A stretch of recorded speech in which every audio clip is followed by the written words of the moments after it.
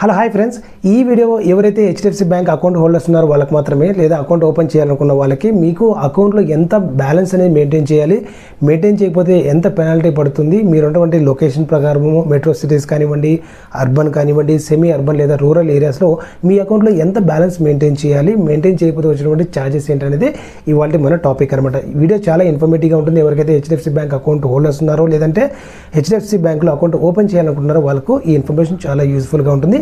Video ఎక్కడ skip చేయకుండా end వరకు చూసారంటే ఖచ్చితంగా మీకంటే ఒక మంచి క్లారిటీ వస్తుందన్నమాట. దానికంటే ముందు please subscribe and support my channel. ఇలాంటి బ్యాంకింగ్ అండ్ ఫినాన్షియల్ అప్డేట్స్ చాలా వరకు మీకు దొరుకుతాయి మన ఛానల్లో. Let's go to the topic. Friends చూడండి, మీకు కనుక హెచ్డిఎఫ్సి బ్యాంక్ అకౌంట్ ఉన్నా, అకౌంట్ ఓపెన్ చేయాలనుకున్నా కూడా ఇది వచ్చేసి మనకి జూలై 1, 2022 ఆన్వర్డ్స్ మనకి ఇది చేంజెస్ అయితే వచ్చాయి. మీరు ఎవరైతే సిటీస్లో ఉన్నారో, అంటే మెట్రో సిటీస్లో ఉన్నారో, బెంగళూరు, చెన్నై, హైదరాబాద్, ముంబై లాంటి లొకేషన్స్లో ఎవరైతే ఉన్నారో, ఢిల్లీ లాంటి లొకేషన్లో ఉన్నారో వాళ్ళకి వచ్చేసి మీ అకౌంట్లో సేవింగ్స్ అకౌంట్ పైన మినిమం బ్యాలెన్స్ వచ్చేసి 10,000 అనేది మెయింటైన్ చేయాలి. లేదంటే కనుక 1 lakh రూపీ మీరు 1 year 1 dayకి ఎఫ్డీ బుక్ చేస్తే కనుక మీకు ఎటువంటి మెయింటెనెన్స్ అవసరం లేదనమాట. సో అంతేకాకుండా అర్బన్ ప్రాంతాల్లో ఉన్నటువంటి అకౌంట్స్కి అయితే మీకు 5,000 లేదా 50,000 ఫిక్స్డ్ డిపాజిట్ ఫర్ 1 year 1 dayకి మీరు మెయింటైన్ చేయాల్సి ఉంటుందన్నమాట. లేదా రూరల్ ప్రాంతాల్లో లేదా సెమీ అర్బన్ ప్రాంతాల్లో వచ్చేసి 5,000 మీరు అకౌంట్లో మెయింటైన్ చేయాల్సి ఉంటుంది. లేదంటే కనుక 2,500 మీరు మెయింటైన్ చేయాల్సి ఉంటుంది. లేదంటే కనుక 25,000 ఫిక్స్డ్ డిపాజిట్ 1 year 1 day కనుక మీరు చేస్తుంటే మీకు ఎటువంటి ఛార్జెస్ అనేది ఉండవు. ఇది మీరు ఉన్నటువంటి ప్రాంతాన్ని బట్టి ఈ మెయింటెనెన్స్ అనేది ఉంటుందన్నమాట. ఇది ఏఎంబి అంటే యావరేజ్ మంత్లీ బ్యాలెన్స్, కొంతమంది ఎంఏబి కూడా అంటారు, మంత్లీ యావరేజ్ బ్యాలెన్స్ అని చెప్పేసి చెప్తారన్నమాట.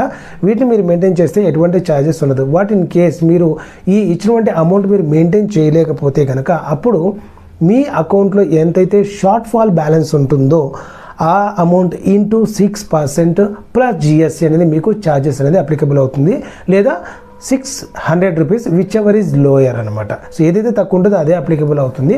ఫర్ ఎగ్జాంపుల్, మీ అకౌంట్లో మీరు మెట్రో సిటీస్లో ఉన్నారనుకోండి, 10,000 మీ అకౌంట్లో మీరు మెయింటైన్ చేయాల్సి ఉంటుంది. బట్ మీ అకౌంట్లో జస్ట్ 5,000 మాత్రమే యావరేజ్ మంత్లీ బ్యాలెన్స్ అనేది ఉంది. ఈ యావరేజ్ మంత్లీ బ్యాలెన్స్ మీరు 5,000 ఉన్నప్పుడు ఏమవుతుంది, షార్ట్ ఫాల్ 5,000 ఉంది కాబట్టి ఆ 5,000 ఇంటూ 6% అనేది వేస్తారు. అంటే 300 రూపీస్ ప్లస్ జిఎస్టీ, అంటే జిఎస్టీ 18% మీకు ఇంక్లూడ్ అవుతుంది. దాంతోపాటు మీకు ఛార్జెస్ అనేది అప్లికబుల్ అవుతాయి అనమాట. ఫర్ ఎగ్జాంపుల్, మీరు 10,000 కూడా మెయింటైన్ చేయలేదు, జీరో బ్యాలెన్స్ ఉంది, అప్పుడు ఏం చేస్తారంటే 600 రూపీస్ ప్లస్ జిఎస్టీ అనేది మీ అకౌంట్ పైన ఛార్జెస్ అనేది వేయడం జరుగుతుంది.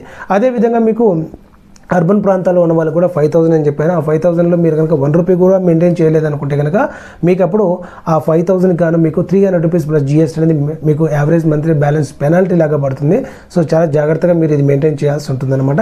In case at any point of time మీరు కంప్లీట్గా మీరు ఇయర్ ఆన్ ఇయర్ ప్రతి సంవత్సరం మీరు మెయింటైన్ చేస్తున్నారు, ప్రతి మంత్ మెయింటైన్ చేస్తున్నారు, బట్ బై మిస్టేక్ ఏదో ఒక మంత్లో మీకు తక్కువ అయ్యే బ్యాంక్ వాళ్ళు కనుక పెనాల్టీ వేస్తే ఖచ్చితంగా మీకు బ్యాంకు నుంచి ఆ అమౌంట్ రీఫండ్ తీసుకున్నటువంటి రైట్స్ అయితే ఉన్నాయి. ఏ బ్యాంకు కూడా డినై చేయదు. అంటే అన్లెస్ మీరు నెంబర్ ఆఫ్ ఇయర్స్ అలాగే పెట్టేసి చాలా హెవీ ఛార్జెస్ ఉంటే మాత్రమే ఏం చేయలేము. బట్ కాకపోతే మీ యావరేజ్ మంత్లీ బ్యాలెన్స్ కనుక ఏదో ఒక సందర్భంలో తక్కువ అవ్వడం వల్ల మీకు పెనాల్టీ పడితే ఖచ్చితంగా మీరు దాన్ని రీఫండ్ అయితే తీసుకోవచ్చు. బ్యాంక్ వాళ్ళు సపోర్ట్ కూడా చేస్తారు. లేదు మీరు చాలా సంవత్సరాల నుంచి మీ అకౌంట్ అలాగే పడి ఉంది, నెగిటివ్లోకి వెళ్ళిపోయింది అంటే కనుక ఏ బ్యాంక్ కూడా దాన్ని అమౌంట్ కట్టమని చెప్పేసి అడగదు. మీరు అకౌంట్ క్లోజ్ చేయాలనుకుంటే కనుక ఖచ్చితంగా మీరు వెళ్ళి బ్యాంకుకి రిక్వెస్ట్ ఇచ్చారంటే నాకు ఈ అకౌంట్ క్లోజ్ చేయాలంటే కనుక మీకు ఇమ్మీడియట్గా అకౌంట్ అనేది రిక్వెస్ట్ తీసుకుంటారు వాళ్ళు. అంతేగాని మీకు 5,000 నెగిటివ్లో ఉంది, 2,000 నెగిటివ్లో ఉంది, దాన్ని పే చేస్తే కానీ మీకు అకౌంట్ క్లోజ్ చేయమని చెప్పేసి ఎవరు కూడా బలవంత పెట్టరు, ఎవరు కూడా అలాంటి ఫాల్స్ కమిట్మెంట్ ఇవ్వరు. ఎందుకంటే రీసెంట్గా వచ్చిన ఆర్బీఐ గైడ్లైన్స్ ప్రకారము మీ అకౌంట్ కనుక <0 అంటే నెగిటివ్లోకి వెళ్తే కనుక మీరు అమౌంట్ కట్టాల్సిన అవసరం అయితే లేదు. మీరు అకౌంట్ క్లోజ్ చేసుకోవాలనుకుంటే కనుక, లేదు మీరు అకౌంట్ రియాక్టివేట్ చేసుకోవాలనుకుంటే ఆ నెగిటివ్ బ్యాలెన్స్ని మీరు నెగోషియేట్ చేసి మీరు బ్యాంక్ వాళ్ళకి రిక్వెస్ట్ ఇచ్చి నేను from now onwards I will maintain the balance అని చెప్పేసి మీరు ఏదైనా ఒక కన్ఫర్మేషన్ ఇచ్చి అందులో కొంచెం పోర్షన్ ఆఫ్ ద అమౌంట్ మీరు పే చేయగలిగితే కనుక ఖచ్చితంగా వాళ్ళు మీ అకౌంట్ రియాక్టివేట్ చేస్తారు. మీ అకౌంట్ అయితే ఇది మనకి లేటెస్ట్గా ఉన్నటువంటి అప్డేటు. మీ అకౌంట్ యొక్క మెయిన్ బ్యాలెన్స్ అనమాట. మీకు సంబంధించినటువంటి ఏదైనా డౌట్స్ ఉంటే మీ పర్టికులర్ బ్యాంక్ అకౌంట్ ఏదైనా ఇతర బ్యాంకుల్లో ఉంటే కనుక మీరు కామెంట్ చేశారంటే ఆ బ్యాంక్ సంబంధించినటువంటి యావరేజ్ మంత్లీ బ్యాలెన్స్ వాటి ఛార్జెస్ గురించి కూడా ఎక్స్ప్లెయిన్ చేయడానికి అయితే ట్రై చేస్తాను. వీడియో చాలా మందికి యూజ్ అవుతుంది అనుకున్నాను. వీడియో నచ్చితే ఖచ్చితంగా ఒక లైక్ అయితే చేయండి. వీలైతే మీ ఫ్రెండ్స్ అండ్ ఫ్యామిలీకి షేర్ చేయండి ఎవరికైతే ఈ ఇన్ఫర్మేషన్ రిక్వైర్మెంట్ ఉంటుందో. మరిన్ని అప్డేట్స్ కోసం మిస్ అవ్వకుండా ఛానల్కి సబ్స్క్రైబ్ అవ్వండి. See you in the next video. Till then take care, by.